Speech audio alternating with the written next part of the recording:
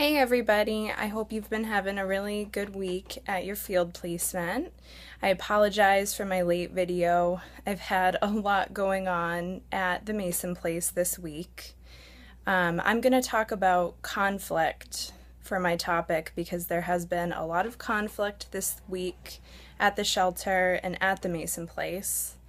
So I guess I'll kind of just start by letting everyone know what the conflict is, how it was resolved, and what we're going to try to do in the future to keep these sort of situations from happening.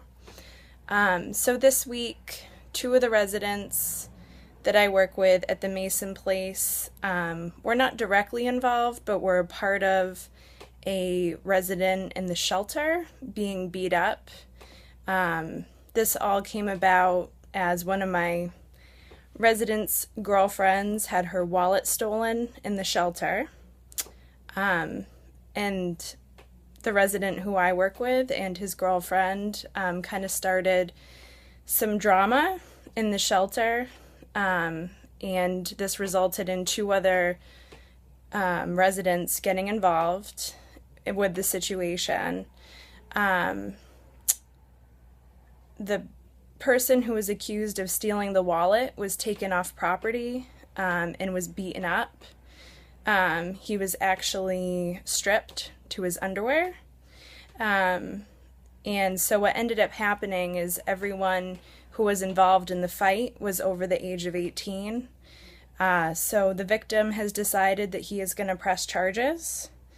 And the two boys who were involved in the fight, who were the abusers, have actually been asked to leave the program indefinitely.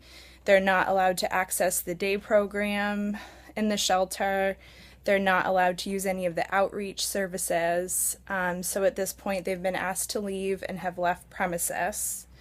The victim, who has now come upstairs to live in Mason Place, the executive director decided he wanted the victim to have a safe place and to have his own room.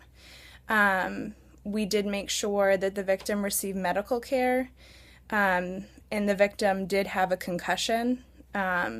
So he is going to press charges against the two assailants. So along with that this week is the conflict of two of our residents up in Mason Place being sort of more or less indirectly involved with the fight. And so what the executive director and the other case manager have decided is that if these two names come up in the police report, that they will also be asked to leave Mason Place. And I think they will be allowed to access day program, like food and basically just food. They can come and eat lunch and dinner and breakfast, but they won't be allowed to stay at the shelter. So this has kind of been the big happening this week, and we talked about it a lot in supervision this week. I talked about it a lot with my field instructor last night, and we really have had a lot of conversations with the residents this week that this kind of behavior will not be tolerated, that it's not okay to hurt other people, and it's especially, not okay whether it's on property or off property. It's not okay to do this to somebody. So now I've started working with the victim, who's now upstairs in Mason Place, so we're just trying to help him feel safe and get the rest of the medical attention that he may need, as he does have a concussion. So that's really what's been going on this week.